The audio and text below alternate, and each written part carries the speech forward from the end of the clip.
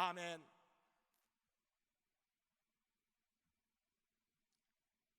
우리가 신앙생활 하면서 사람마다 가지고 있는 질문들이 있습니다. 그 종류는 다르겠지만은 꼭 한번 물어보고 싶은 질문이 누구에게나 있는 것이지요. 특별히 예수님께 물어보고 싶은 것이 누구에게나 있을 것입니다. 그런데 여기 베드로가, 예수님 제자 중에 하나인 베드로가 예수님께 대하여 아주 중요한 질문을 하고 있습니다. 그것은 뭔고 하니, 선생님, 형제가 우리에게 죄를 범하면 몇 번까지 용서해야 되겠습니까? 7번까지 용서하면 되겠습니까? 하는 것이었어요. 베드로가 왜 이런 질문을 하는고 하니, 그 당시에 하나님의 율법을 가르치는 선생들이, 이 랍비라고 하는데, 그 당시에는 백성들에게 뭐라고 가르치는 거 하니, 3번까지 용서하면 된다, 이렇게 가르쳤어요. 성경에 있는 것은 아니지만은 그들이 생각할 때 3번까지 용서한다면 그래도 하나님께서 너 참 잘했다 하시지 않겠는가. 그래서 그들은 그렇게 가르쳤던 것입니다. 그런데 베드로는요, 상당히 성격적으로 단순한 사람이기는 하지만은 아무리 생각해 봐도 예수님을 따라다니면서 말씀을 들었을 때 예수님께서 단 한 번이라도 3번까지만 용서해라, 그러면 된다, 그렇게 말씀하신 적이 없었던 것입니다. 그리고 성경을 봐도 성경의 그 어디에도 3번까지만 용서하면 된다, 하나님께서 말씀하신 적이 없다는 것을 베드로가 알고 있었던 것입니다. 그러니까 이 질문을 하기 전에 베드로가 상당히 많이 연구도 하고 생각도 하고 알아봤다는 것입니다. 그래서 베드로가 생각할 때 3번은 아닌 것 같은데, 왜냐하면 사람이 3번까지 죄를 짓고서 그것으로 더 이상 죄를 안 지을 수가 있는 것인가? 죄를 3번 짓는 것으로 끝나는가? 근데 아무리 봐도 그게 아닌 것 같습니다. 왜냐하면 사람이요, 3번까지 죄를 짓고 맙니까? 4번도 5번도 7번도 지을 수 있는 거 아닌가? 그래서 베드로는 크게 잡고서 7번까지 형제가 죄를 지었을 때 용서하면 그것으로 되겠습니까? 이렇게 물었던 것입니다. 많이 잡고 7번. 그런데요, 예수님 말씀하시기를 70번씩 7번까지라도 죄를 용서하라 말씀을 하시는 것이었습니다. 70번씩 7번? 그러면 490번 아닌가? 근데 여기 이라도 그 말이에요. 70번씩 7번이라도 그 말은 그 이상도 용서하라 하는 것입니다. 그러니까 무한정 용서하라는 것이죠. 자, 이 말씀에 대해서 한번 생각을 해보겠습니다. 여러분 어떻습니까? 우리가 죄를 지을 때 490번까지 죄를 짓고서 더 이상 안 짓습니까? 490번 안 넘어간다는 보장이 있습니까? 나는요, 아무리 그래도 490번까지는 죄를 안 짓지요. 설마 하니 490번 이상 죄를 짓겠습니까? 그럴 리가 있겠습니까? 이렇게 말하는 사람도 있을는지 모르겠습니다. 물론 우리가 자주 안 만나는 사람에게는 죄를 무슨 490번까지야 짓겠습니까? 그러나 부부를 놓고 생각해 봅시다. 부부, 우리 학생들은 자, 부모에게 부모에게 죄 많이 지잖아요. 자, 부부만 놓고 한번 생각해 봅시다. 자, 일주일에 한 번 이상 나는 죄를 짓지 않는다 하는 사람 한번 손 들어 보실까요? 남편에게 또는 아내에게 나는 일주일에 한 번 이상은 죄를 안 짓지요. 그런 분 있습니까? 저를 비롯해서 자신이 없어요. 아내에게 남편에게 일주일에 한 번 이상 나는 한 번 이상은 죄를 안 짓는다 하는 사람 누구 있습니까? 아무리 생각해 봐도요. 저도 물론이고요. 아내에게 남편에게 나는 죄를 한 번 이상은 짓는다 그런 생각이 들지 않아요? 한 번 이상. 그러면 자, 일주일에 한 번 정도만 죄를 짓는다면 그건 굉장히 착한 남편, 착한 아내가 아닐까요? 한 번 다 넘어갈 것입니다. 한 번까지만 짓는다고 합시다.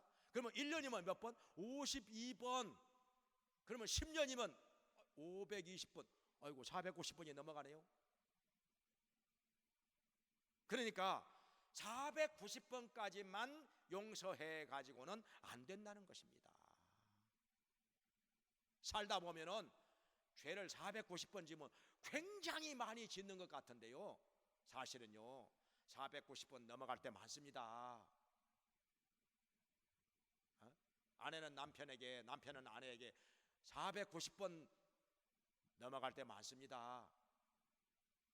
그리고 자녀들은 어떻습니까? 부모에게 490번 아마 벌써 넘어갔을걸요. 우리 중학생들 지금까지 살면서 부모에게 죄 짓는 거 490번 벌써 넘어갔지 않았을까요? 한번 세보실래요? 근데요 사람이 죄를 한 번 지으면은 그 죄가 10번도 갈 수 있고 100번도 갈 수 있다는 것입니다.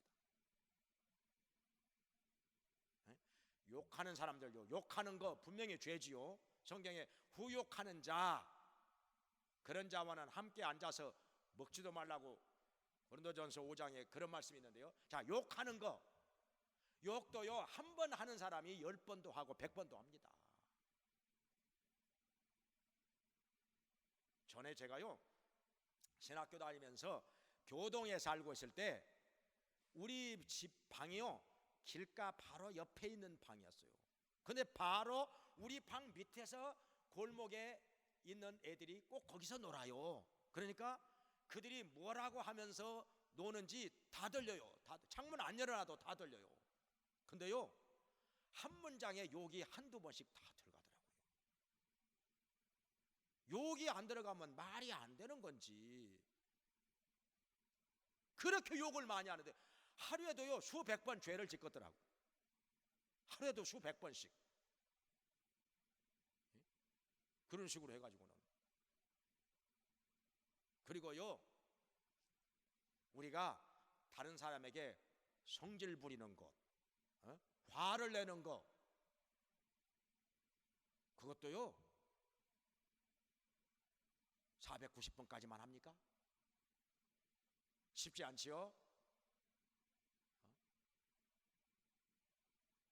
쉽지 않지요? 일주일에 한두 번씩만 화를 내고 넘어가는 사람 과연 몇이나 되겠습니까? 그리고 또요 다른 사람을 헐뜯고 비방하는 거 유난히 그게 심한 사람들이 있습니다. 헐뜯고 비방하는 거 그게 점점 심해지다 보면은 나중에는요 까닭 없이 헐뜯고 비방할 수도 있습니다. 잘 알지도 못하면서 헐뜯고 비방할 수도 있습니다. 그게 심해지다 보면은. 그러니 그게 490번만으로 끝나겠습니까?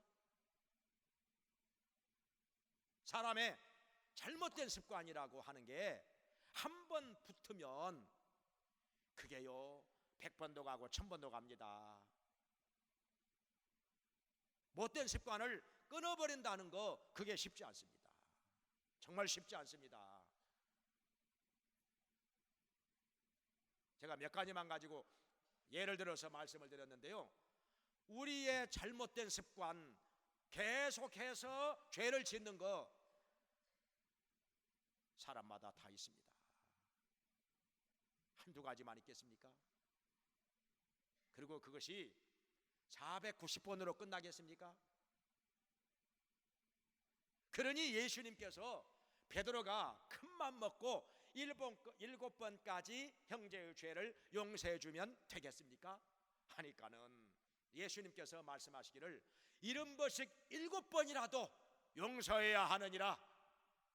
그러니까 그 이상이라도 무한정 용서해야 한다 하는 것입니다. 그러면서 우리 주 예수님께서 한 가지 비유를 들어서 말씀하십니다. 어떤 임금에게 여러 종들이 있었는데 그 중에 한 사람이, 그러니까 종이라고 하는 것은 관리를 말하는 것이죠, 한 사람이 빚을 졌는데 무려 1만 달란트나 되는 빚을 졌다는 것입니다. 뭘 해가지고 이렇게 많은 빚을 졌는지. 1만 달란트라 하는 것은요, 금이 되었건 음이 되었건 간에 한 달란트가 34.2kg이니까 34.2kg. 그러니까 은덩어리건 금덩어리건 그게 1만 덩어리, 엄청난 것입니다. 그 역사의 기록을 보니까 그 당시에 한 고을의 1년 예산이 600달란트 그 정도 됐다는 거예요. 그러니까 1만 달란트면요, 이건요 어마어마한 것입니다. 뭐 하느라고 이렇게 많은 빚을 졌는지 몰라도 이건요 보통 사람들이 평생 갚아도 다 갚기 어려운 큰 빚을 진 것입니다. 근데 임금이 아무리 해도 안 갚아. 언제 갚을는지도 모르고 임금이 불러다가 너 빨리 갚아라. 너의 빚을 빨리 갚아라.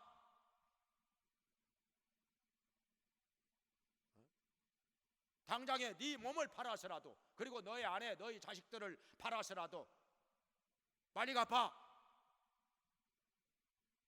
그 당시에는 빚을 져가지고 못 갚았을 때는 자기의 아내도 팔아, 자식들도 팔아, 노예로 팔아가지고 그렇게 해가지고 빚을 갚았던 것입니다. 참 비참한 거지요. 빚을 지고 산다는 거 정말 비참한 것이죠. 그러니까 이 사람이 무릎을 꿇고 엎드려서 싹싹 빌면서 조금만 참아주시옵소서, 제가 갚겠습니다. 그러니까 시간을 달라는 거지요. 엎드려서 비는 것을 보니까 임금 마음속에, 이 왕의 마음속에 불쌍한 생각이 들었던 것입니다. 호랑이도 잡아놓고 보면 불쌍하더라고. 빚을 갚지 않은 거 생각하면은 정말 때려 죽이고 싶도록 미웠는데 이렇게 엎드려서 싹싹 비는 것을 보니까 불쌍하기 짝이 없어. 그래가지고 임금이 마음에 감동이 되어서 너의 빚을 내가 탕감하노라, 안 갚아도 된다, 없던 걸로 하자, 그랬다는 거예요. 얼마나 고맙고 얼마나 좋았겠습니까? 그 어마어마한 빚을, 평생 갚아도 다 못 갚을 큰 빚을 임금이 탕감해 주었으니 얼마나 좋겠습니까? 이제는 자유함을 얻었지요. 날아갈 것 같은 기분이 들었을 것입니다.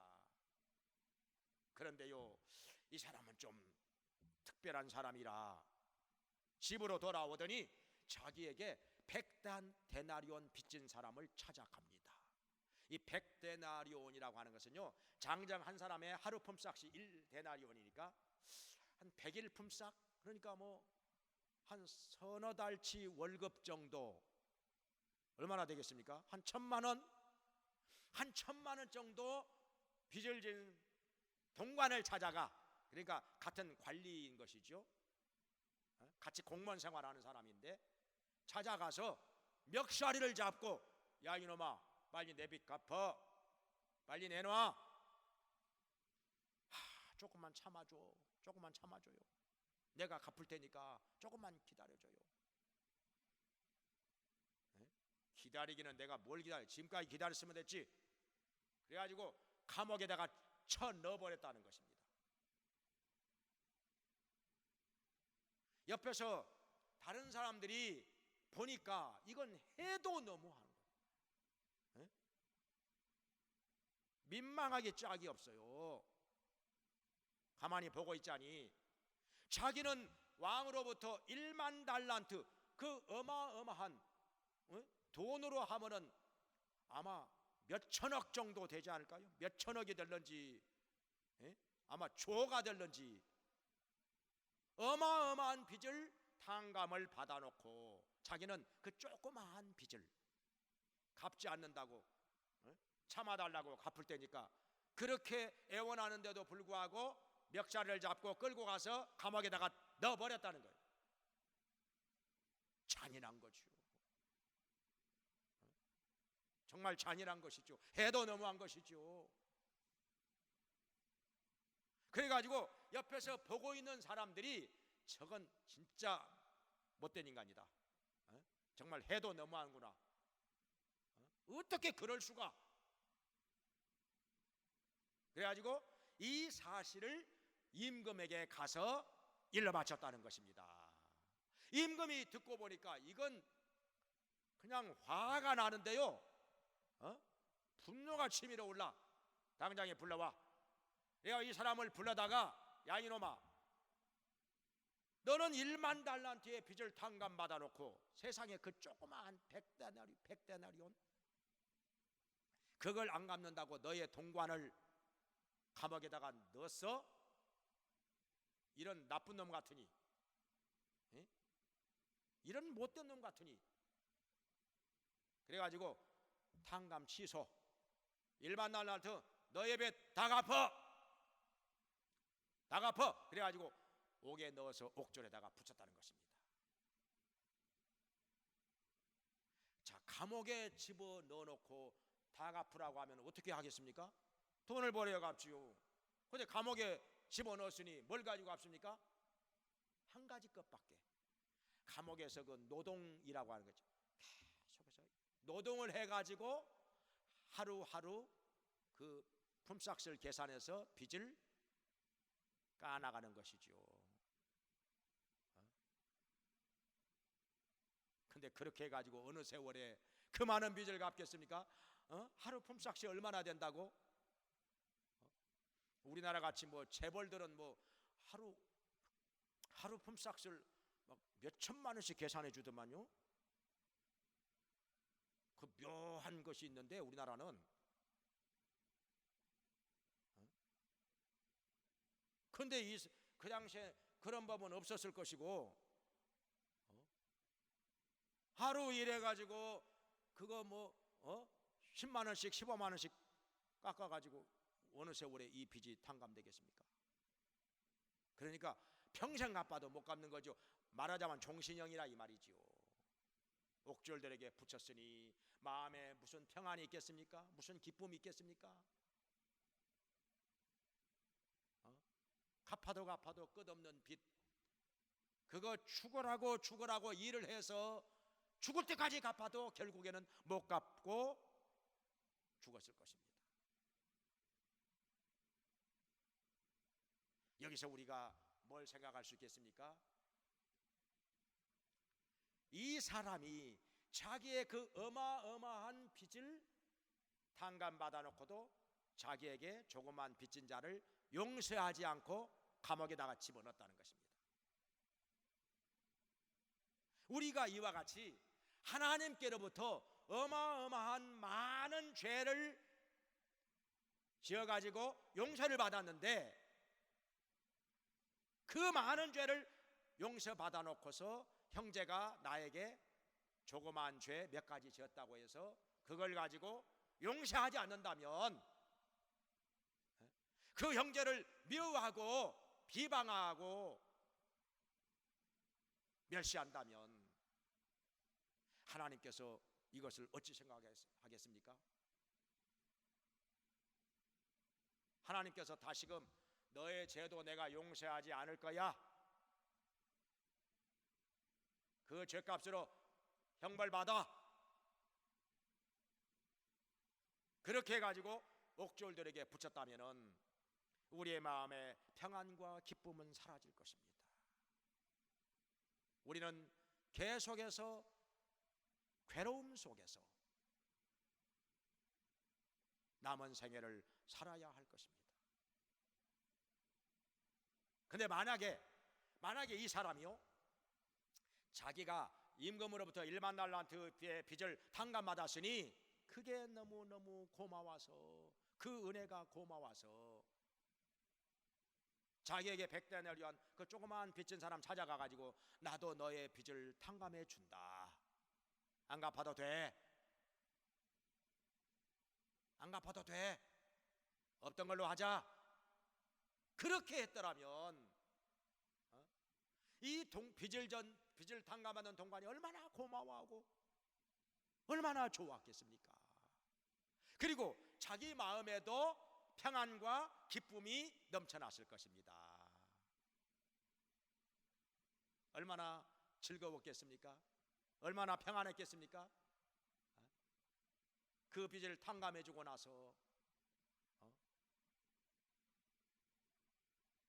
그리고 만약에 이 소식을 임금이 들었을 때 어떻게 했겠습니까? 이 사람의 관리 아닙니까? 그 사람 보기보다는 참 착한 데가 있네,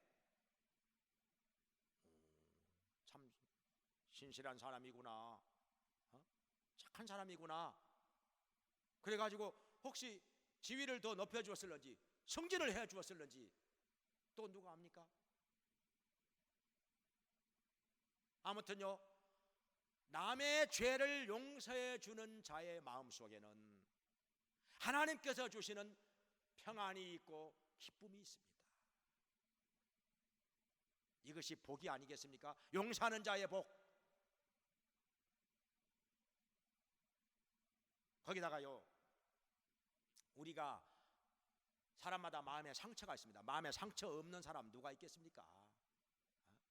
살아오면서 이 사람 저 사람으로부터 마음에 상처가 다 있는 거지요. 그 말 한마디에 의해서 상처를 받고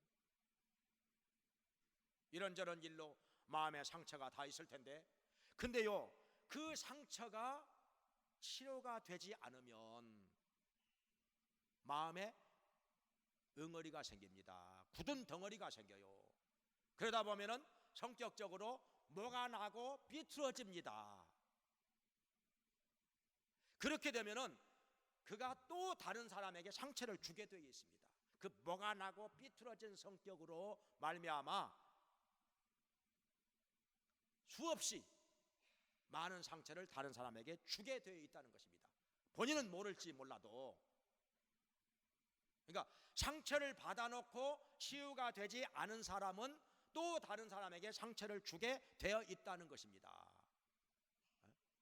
심리학적으로 다 그렇게 말합니다. 사실 맞는 말입니다. 그래서 인간관계가 계속해서 깨집니다. 끊어집니다. 문제가 생깁니다.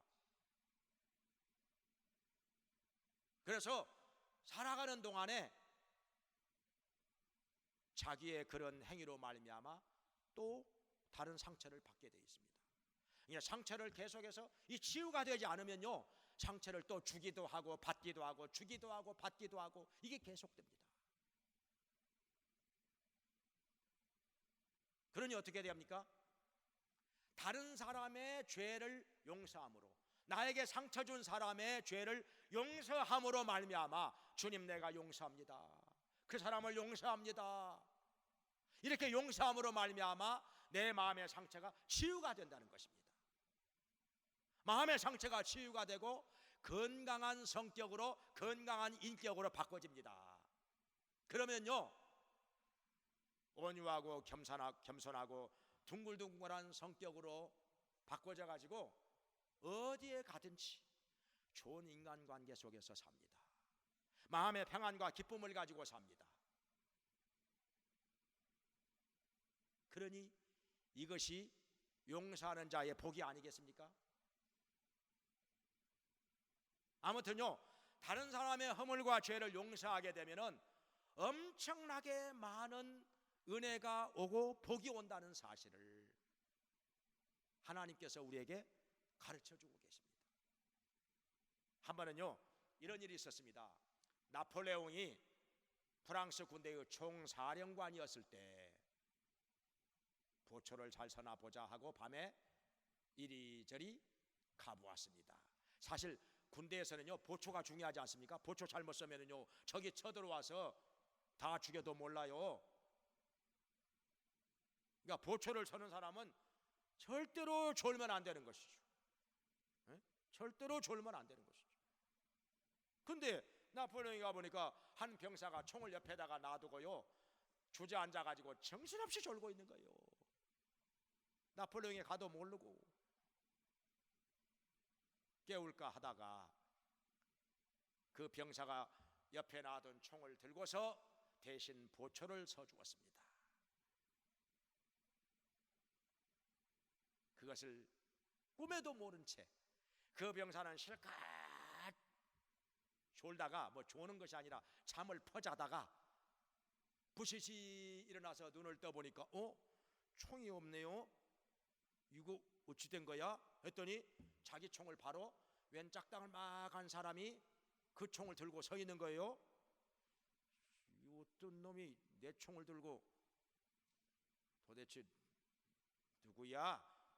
이렇게 봤더니 다른 사람이 아니고 나폴레옹 총사령관이었습니다. 아이고, 이제 나는 뒤졌구나. 이제 나는 죽었어. 그래가지고 막 잘못했습니다, 용서해 주십시오, 용서해 주십시오 하고 막 손이 발대게 빌고 있는데 그 총을 말없이 이 병사에게 건네고서 나폴레옹은 표현이 사라졌습니다. 아무 말 없이 사라졌습니다. 용서했던 것이죠.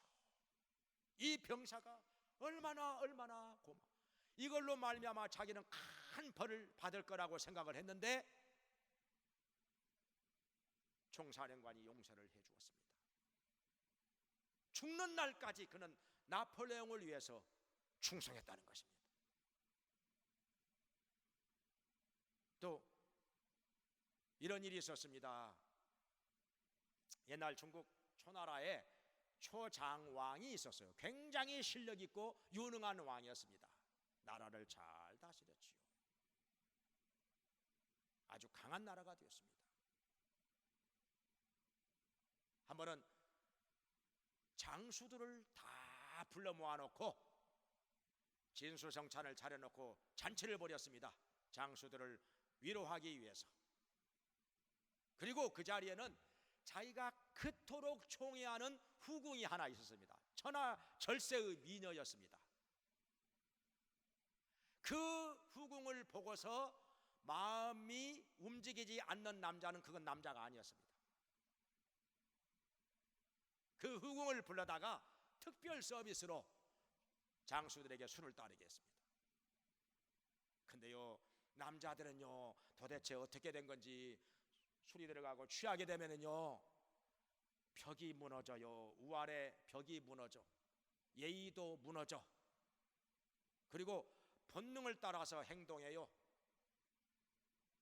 그 중에 한 장수 하나가 취한 김에 그 후궁의 아름다움을 보고서 손을 잡아가지고 자기에게로 끌어당겼습니다. 요즘으로 말하면 성추행? 성희롱? 아무튼 술김에 그렇게 했습니다. 근데요, 이 여자가 보통 여자가 아니에요. 이 장수를 노려보더니 그 장수가 쓰고 있는 갓의 끈, 그 당시에는 장수들도 갓을 썼으니까 갓끈을 갖다가 잡아가지고 확 낚아채 가지고 자기 손에다가 움켜쥐고 왕에게로 갔습니다. 그래가지고 일러 바쳤어요. 이 장수가 내 인생 이제 끝났구나. 저 여자가 내 갓끈을 떼가지고 왕에게 가서 일러 바치니 내 인생 끝났구나. 나는 죽었구나. 저 왕이 그 사실을 알고 나면 대노할 것이고 나를 그냥 두지 않을 텐데. 그런데요, 왕이 그 갓끈을 보고서 번체마치 하더니 이 자리에 있는 불을 다 꺼라. 불 다 꺼라. 그리고 우리 마음껏 먹고 마시고 즐거워하자. 오늘이 좋은 날 아닌가? 그리고 갓끈을 다 끊어버려. 각자 갓끈을 다 끊어라. 갓끈을 끊지 않는 자는 내 말을 안 듣는 자다. 잔치의 흥을 깨는 자로서 내가 벌을 내릴 것이다. 그랬더니 하나 뭐 영문도 모르고 지금 다른 장수들은 영문도 모르고 갓끈을 다 떼내는 거예요. 그렇게 해서 덮고 그냥 지나갔던 것입니다. 아무 일 없었어요. 그 후궁을 희롱했던 장수가 얼마나 감격스럽고 얼마나 고마웠는지. 그날 죽을 줄 알았는데 왕이 그렇게 자기의 허물을 덮어주다니. 그 다음에 어떤 일이 있었는가 하니 다른 나라와 전쟁이 있을 때마다 왕이 위기에 몰릴 때마다 유난히 목숨을 내놓고 와서 왕을 위기에서 구해 주는 장수가 있었습니다. 다른 장수들은 왕을 도와주기는 도와줘도 그래도 자기 목숨도 지켜가면서 자기 몸도 보호해 가면서 왕을 구해주고 왕을 위해서 싸웠는데 이 장수는요 아예 목숨 내놓고 싸우는 거예요. 왕을 위해서 목숨 내놓고 싸우는 것입니다. 자기 목숨을 안 돌보는 것입니다. 도대체 이 장수는 무슨 이유로 나를 위해서 이렇게까지 충성을 하는가? 언제 한번 조용히 불러다가 물었습니다. 그대는 전쟁 때마다 목숨 걸고 나를 위해서 싸워가지고 위기에서 여러 번 건져주었는데 그럴 만한 이유라도 있는가? 그랬더니 이 장수가 그날 갓끈 떼인 날 그 일을 얘기를 하는 것이었습니다. 저는 그때 죽었다고 생각을 했습니다. 근데 왕께서 저의 허물을 그렇게 덮어주셨습니다. 저를 용서해 주셨습니다. 그러니 저의 목숨은 왕의 거나 마찬가지 아니겠습니까? 제 목숨은 제 것이 아닙니다. 그래서 그렇게 한 것입니다. 그러면서 눈물을 흘리는 거예요. 이것이 용서하는 자의 복이 아니겠습니까? 왕이 그 장수 분노해가지고 잡아 죽인 늘 이익될 거 뭐가 있겠습니까? 그 허물을 덮어주고 용서를 해 주었더니 자기를 위기에 처할 때마다 이 장수가 용감하게 나서서 목숨 걸고 싸워가지고 구해줬던 것입니다. 이것이 용서하는 자의 복인 것입니다. 예수님께서 말씀하셨습니다. 여기 35절에서 이와 같이 중심으로 형제의 죄를 용서하지 않으면 너희 천부께서도 하나님 아버지께서도 너희 죄를 용서하지 않으시리라. 또 예수님께서 마태복음 6장 14절 15절에서 말씀하셨습니다. 너희가 형제의 과실을 용서하면 하나님께서도 너희의 과실을 용서하실 것이요 너희가 용서하지 않으면 하나님께서도 너희의 과실을 용서하지 않으시리라. 예수님께서 우리에게 기도를 가르쳐 주셨습니다. 우리가 우리에게 죄 지은 자를 사하여 준 것 같이 우리 죄를 사하여 주옵시고. 누가복음에는 이렇게 나옵니다. 우리가 우리에게 죄 지은 자를 용서하오니 우리의 죄를 용서하여 주옵소서. 그러니까 내가 남의 죄를 용서하였을 때 하나님께 나의 죄를 용서해 달라고 기도할 수 있다는 것입니다. 내가 남을 용서하였을 때 하나님께서 우리의 회개를 받아주신다는 것입니다. 용서하는 자가 용서를 받을 수 있다는 것을 하나님께서 우리에게 가르쳐 주셨습니다. 그러니까 내가 남의 죄를 용서하지 않고 있다면 주님께서 가르쳐 준 기도 할 수가 없는 것입니다. 내 죄를 용서해 달라고 하나님께 기도할 수가 없다는 것입니다. 하나마나 하나님께서도 우리의 죄를 용서하지 않으실 테니까. 그래서 형제의 죄를 중심으로 용서하는 자, 중심으로 용서하는 자가 나의 죄도 하나님께로부터 용서받을 수가 있다는 것입니다. 이게 복인 것입니다. 그리고 내가 형제의 죄를 용서할 때 내 마음속에 평안과 기쁨이 넘쳐납니다. 마음의 여유가 생깁니다. 즐겁고 평안한 것이지요. 그리고 내가 형제의 죄를 용서하였을 때, 나에게 상처 준 사람을 용서하였을 때 내 마음의 상처가 비로소 치유가 되는 것입니다. 상처가 치유가 되면서 원만한 성격으로, 좋은 성격으로 바꿔집니다. 노가난 것은 다듬어집니다. 비뚤어진 것은 바로잡아집니다. 그리고 어느 곳에 가든지 좋은 인간관계 속에서 화평케 하는 자로서 살 수가 있는 것입니다. 그래서 성경에 예수님 말씀하신 화평케 하는 자는 복이 있나니 저희가 하나님의 아들들이라 일컬음을 받을 것이요 말씀하셨습니다. 긍휼히 여기는 자가 복이 나니 저희가 긍휼히 여김을 받을 것이며, 긍휼이 없는 자에게는 긍휼이 없는 심판이 있으리라고 야고보서 2장에 말씀하셨습니다. 내가 형제를 용서하고 긍휼히 여길 때 나도 하나님께로부터 용서를 받으며 긍휼히 여김을 받게 된다는 것입니다. 그래서 예수님 말씀하신 대로 용서하는 자의 복이 우리의 복이 되기를 주님의 이름으로 축원합니다.